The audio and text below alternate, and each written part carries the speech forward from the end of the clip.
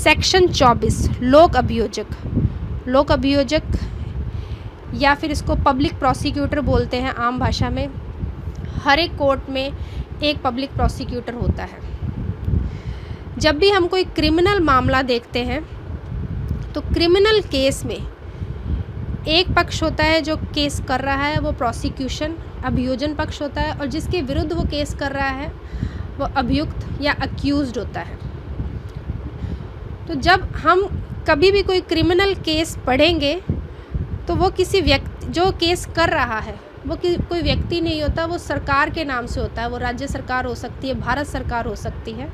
आप कभी पढ़ो या आप कभी जजमेंट भी लिखोगे, क्रिमिनल जजमेंट, तो आप स्टेट वर्सेस लिखोगे, ठीक है।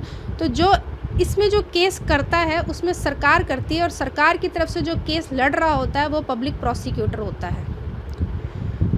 सरकार केस कर रहा है जिसके विरुद्ध चोरी का इल्ज़ाम है या जिसके विरुद्ध हत्या का अपराध है, उसके विरुद्ध किसी व्यक्ति ने जिसने आरोप लगाया है उसको लड़ने के लिए सरकार एक वकील देगी, वह पब्लिक प्रोसिक्यूटर कहलाएगा।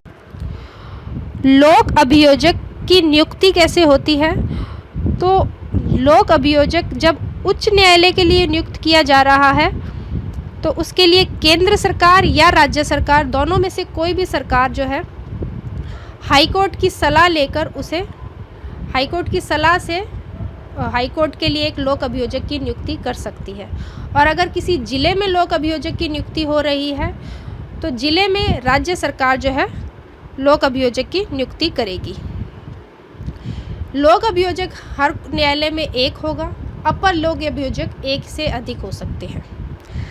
लोक अभियोजक का कार्य क्या होता है? तो लोक अभियोजक का कार्य होता है अभियोजन, अपील या अन्य कार्रवाइयाँ करना। अब अभियोजन का क्या मतलब हुआ? जब वो कोई केस, सबसे पहले कोई किसी के विरुद्ध केस कर रहा है तो वो अभियोजन कहलाएगा, ठीक है। उसके बाद जब वो केस, अभियोजन वाला केस आगे, मानो अगली बार जब वो इस केस में संतुष्ट नहीं है इस न्यायालय के निर्णय से, तो फिर वो जब वो मामला अपील में जाएगा तो अपील में भी जो है लोक अभियोजक पीड़ित व्यक्ति की तरफ से जो है अपील में भी केस लड़ेगा, और उसके बाद कोई अन्य कार्रवाइयाँ भी लोक अभियोजक करता है। अब जो एक ज़िले का लोक अभियोजक या अपर लोक अभियोजक होते हैं वो किसी अन्य ज़िले के भी लोक अभियोजक या अपर लोक अभियोजक हो सकते हैं। अब ये जो लोक अभियोजक है ये चुने किन में से जाएंगे, कौन नियुक्ति का, किन व्यक्तियों में से इनकी नियुक्ति की जाएगी? तो एक पैनल तैयार किया जाएगा जो, और वो पैनल कैसे तैयार होगा? वो पैनल जो है जिला मजिस्ट्रेट डीएम, जो अभी अपनों ने पढ़ा था, वो डीएम तैयार करेगा। डीएम अब डीएम साधारण बात है, डीएम का तो कोर्ट से कोई लेना देना नहीं है, और जो लोक अभियोजक होता है वो वकीलों में से ही नियुक्त होता है। तो अब डीएम को तो इतनी नॉलेज होगी नहीं कि इन वकीलों में से कौन जो है लोक अभियोजक नियुक्त करने के लिए सही व्यक्ति है। तो इसके लिए वो क्या करेगा, जिला मजिस्ट्रेट क्या करेगा, सेशन न्यायाधीश से परामर्श करेगा। तो फिर जिला मजिस्ट्रेट सेशन न्यायाधीश के परामर्श से व्यक्तियों के नामों का एक पैनल तैयार करेगा, और जो लोक अभियोजक है वो उस पैनल में से ही चुना जाएगा। लेकिन मान लो कि कहीं किसी जगह पर या किसी राज्य में ऐसा कोई पैनल नहीं है। अगर ऐसा कोई पैनल नहीं है तो फिर अभियोजन अधिकारी होते, ये कोई प्रोसिक्यूटिंग ऑफिसर्स होते हैं, इनका एक नियमित काडर होता है। उन अभियोजन अधिकारियों में से ही जो है पीपी लोक अभियोजक चुना जाएगा। अब कोई भी व्यक्ति लोक अभियोजक तभी चुना जा सकता है जब उसे 7 साल तक का वकालत का अनुभव हो, 7 साल तक का एक्सपीरियंस हो उसको एज ए वकील। लेकिन जब हम ये जो उपधारा 7 सबसेक्शन 7 पढ़ते हैं, इसमें जो उपधारा दे रखी है 1, 2, 3 और 6, तो इसमें ये जो हमने पढ़ा था कि जिला मजिस्ट्रेट सेशन न्यायाधीश से सलाह लेकर जो पैनल तैयार कर रहा है, उस पैनल का जो है उसके लिए 7 साल अधिवक्ता का अनुभव होना आवश्यक नहीं है। अब एक विशेष लोक अभियोजक भी नियुक्त किया जा सकता है। विशेष लोक अभियोजक वह होता है जो किसी विशेष मामलों के लिए नियुक्त किया जाता है। जैसे किसी जगह पर लेबर के मामले ज़्यादा आते हैं, या फैक्ट्री के मामले ज़्यादा आते हैं, या फिर डोमेस्टिक वायलेंस के मामले ज़्यादा आते हैं, या कोई भी इसी तरह के कोई और मामले हैं जो वहाँ पर उस एरिया में ज़्यादा होते हैं, तो उस एरिया के लिए फिर उस विशेष मामलों के लिए एक विशेष लोक अभियोजक नियुक्त किया कर सकते हैं। तो ये नियुक्ति कौन करेगा? ये केंद्र सरकार या राज्य सरकार नियुक्त कर सकती है। किसी मामले के लिए वो किसी भी स्पेशल मामले के लिए नियुक्त कर सकती है, लेकिन विशेष लोक अभियोजक के लिए 10 साल का वकालत का अनुभव होना आवश्यक है। और ये लास्ट में परंतु क्या कहता है कि कोई भी पीड़ित जो है अभियोजन की सहायता के लिए अपनी पसंद का अधिवक्ता मुकर्रर करने से न्यायालय उसे अनुज्ञात कर सकेगा। इसका मतलब यही हुआ कि अगर कोई पीड़ित व्यक्ति है जो केस कर रहा है, अगर वो चाहता है कि वो पब्लिक प्रोसिक्यूटर को अपना वकील ना बनाए और उसकी जगह कोई अपनी पसंद का अधिवक्ता या वकील रखे, तो फिर उसको न्यायालय अनुमति दे सकता है। अब इसके बाद आ जाता है एपीपी, जिसको हम एपीपी साधारण भाषा में कहते हैं, वैसे उसको सहायक लोक अभियोजक कहते हैं। ठीक है, अपर लोक अभियोजक जो है वो एडिशनल पब्लिक प्रोसिक्यूटर होता है, और जो हम नॉर्मल भाषा में एपीपी यूज़ करते हैं वह सहायक लोक अभियोजक के लिए करते हैं। सहायक लोक अभियोजक होते हैं वो केवल मजिस्ट्रेटों के न्यायालय में होते हैं। हमने अभी पढ़े थे प्रथम वर्ग magistrate, JM first, JM second, CJM, तो इन्हीं के न्यायालयों में जो है एपीपी होते हैं। तो राज्य सरकार प्रत्येक ज़िले में मजिस्ट्रेटों के न्यायालयों के लिए जो है एपीपी अपॉइंट करेगी।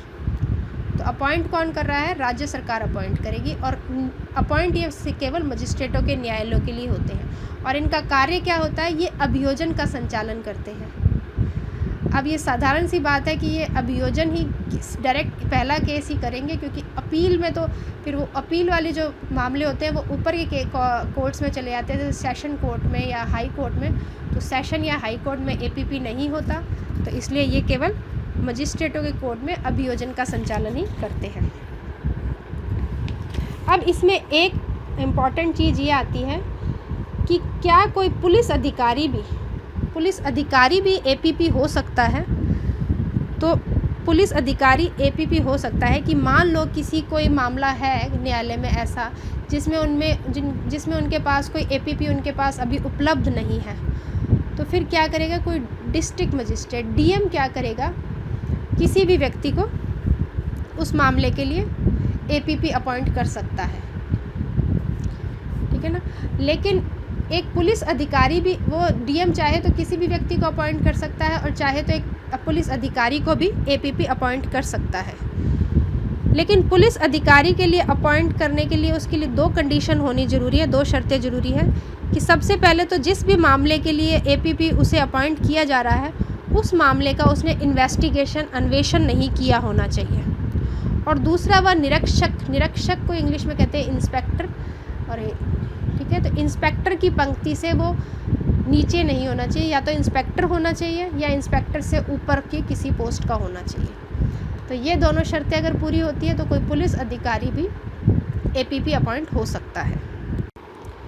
सेक्शन 25A ये अभियोजन निदेशालय के बारे में बताता है। ये जो सेक्शन है ये 2005 के अमेंडमेंट से ऐड हुआ है। तो प्रत्येक राज्य में एक अभियोजन निदेशालय होगा, और इसकी जो स्थापना है वो राज्य सरकार करेगी। तो प्रत्येक अभियोजन निदेशालय में एक अभियोजन निदेशक होगा और उप निदेशक होंगे। ये संख्या इन्होंने नहीं बताई है। अब इनकी क्या योग्यता होगी? जो भी निदेशक या उप निदेशक हैं, इनकी क्या योग्यता होगी? तो इनको 10 साल का वकील के रूप में इनको अनुभव होना चाहिए, अधिवक्ता के रूप में। और इनकी नियुक्ति जो है वो उच्च न्यायालय के मुख्य न्यायमूर्ति या हाई कोर्ट के चीफ जस्टिस, जिस भी स्टेट में है उस स्टेट के हाई कोर्ट के चीफ जस्टिस की सहमति से की जाएगी। अब ये जो अभियोजन निदेशक है, ये जो उस राज्य का गृह विभाग है, होम डिपार्टमेंट है, उसके अधीन, उसके नियंत्रण में रहेगा। और उप निदेशक है जो वो सब निदेशक के अधीन रहेंगे। अब इनका कार्य क्या होगा अभियोजन निदेशक और उप निदेशक का? तो जब हाई कोर्ट में जितने भी हमने अभी पढ़े थे लोक अभियोजक, अपर लोक अभियोजक या सहायक लोक अभियोजक तो हाई कोर्ट में होते ही नहीं है। तो लोक अभियोजक, अपर लोक अभियोजक और विशेष लोक अभियोजक जो हाई कोर्ट में काम करेंगे तो वो अभियोजन निदेशक के अधीन अंडर रहेंगे, उसके अधीन रहेंगे। और ऐसे ही जो बाकी जिलों में, जब बाकी न्यायालयों में, जब बाकी जिलों के न्यायालय में जब पीपी या एपीपी या अपर पीपी या कोई विशेष पीपी जब कार्य करेंगे तो फिर वो उप निदेशक के अधीन होंगे। ये इनका कार्य होगा।